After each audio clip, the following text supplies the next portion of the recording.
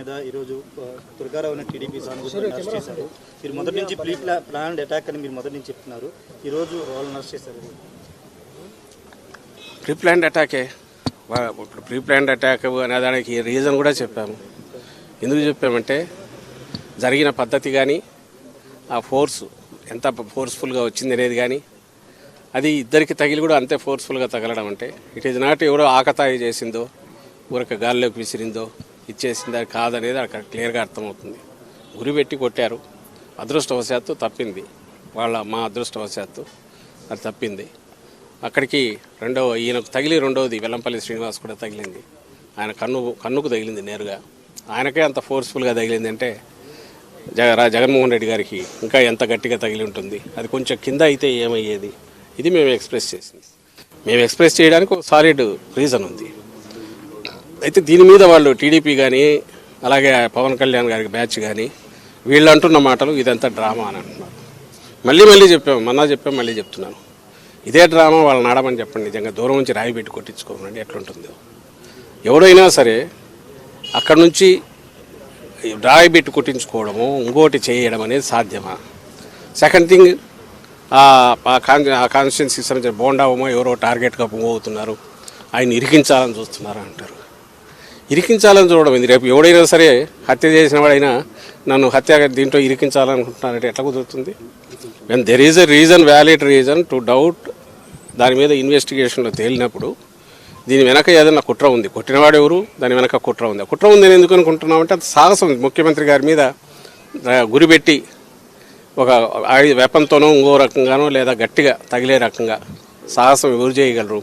వెనక ఎవరెవరన్నా ఉండాలి, లేదా వెనక వాళ్ళు రెచ్చగొట్టిన దానివల్ల రెచ్చిపోయినా ఉండాలి. ఇందులో ఎంతవరకు ఆ వెనక ఉన్న వాళ్ళ పాత్ర ఉంది అనేది కూడా ఇన్వెస్టిగేషన్ వస్తే దాని ప్రకారం మూవ్ అవుతారు. ఇందులో ఒక నిరికించేది ఏమి ఉండదు.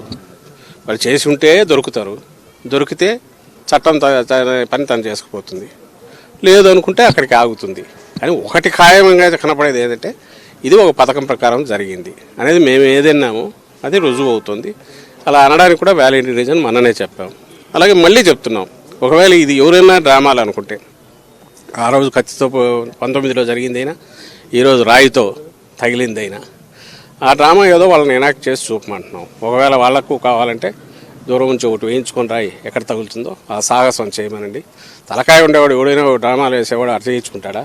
ఏమన్నా దానికి వాళ్ళే ఆన్సర్ ఇవ్వాలి. ఈరోజు కూడా అదే మాట్లాడుతున్నారు. వాళ్ళంతటా వాళ్ళే 2 స్టోరీలు రాస్తున్నారు. వాళ్ళంతటా వాళ్ళే మేము ముందే చెప్పినట్టుగా ఇరికించాలని చూస్తున్నారని. అది అతను రోల్ ఉంటుంది కాబట్టి దాంట్లో బయటకు వస్తుంది. రోల్ ఎందుకు ఉంటుందంటే వాళ్ళు పవర్ఫుల్, వాళ్ళ ప్రాపకం లేని కింద ఇంకోడెవడో ఆ పని చేయలేడు కాబట్టి. సో మా స్టాండ్ అదే ఉంది, అదే రుజువు అవుతుంది ఈరోజు. అది బోండా ఉమా, లేదంటే ఆయనకంటే పై వాళ్ళు ఉన్నారా, లేదంటే ఆయన కింద వాళ్ళు ఆయన ఆశీస్సులతో చేయించారా, ఎవరుంది అనేది ఇన్వెస్టిగేషన్లో తేలాలి. మేము చెప్పగలిగింది ఆ incident pre planned, premeditated attack అనడానికి కావాల్సిన ఆధారాలు ఉన్నాయి. అది ప్రీ ప్లాన్డా ప్రీమెడిటేటెడ్ అనే ఆధారాలు ఉన్నప్పుడు దానికి తగిన మోటివ్ ఎవరుకుంటుంది అనుకున్నప్పుడు పలానా వాళ్ళు ఉండొచ్చు అని భావించినాము. వాళ్ళు కాక ఇంకోరెవరైనా ఉండొచ్చా, అంతకంటే చంద్రబాబు నాయుడు కంటే ఇంకా పైన ఎవరైనా ఉన్నారా, లేదంటే చంద్రబాబు నాయుడు కంటే కింద వాళ్ళు అనుకున్నారా, ఇవన్నీ ఇన్వెస్టిగేషన్లో తేరాల్సినవి. మేము జరిగింది దాడి, అది హత్యాయత్నం. దానికి సంబంధించి ఎవరు బాధ్యులో వాళ్ళు పట్టుకునే ప్రయత్నం చేస్తే బాగుంటుందని కంప్లైంట్ ఇచ్చారు. వాళ్ళు ప్రయత్నం చేస్తున్నారు. ఇప్పుడు అక్కడ ఎవడెవడో బయటకు వచ్చినప్పుడు ప్రతి ఒక్కరిని మీరు ఇరికించాలని చూస్తున్నారంటే అది సాధ్యమైంది. ఎవడైనా తప్పు చేసినాడు నన్ను ఇరికించాలని చూస్తున్నారంటే ఎంత దాంట్లో రేషనల్ ఉంటుందో, హేతుబద్ధత ఉంటుందో, దీనికి అంతే ఉంటుంది.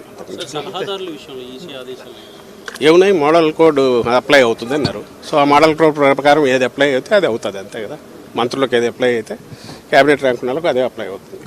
అది ఏముంటుందో దాని ప్రకారం ఉంటుంది. Please subscribe .news.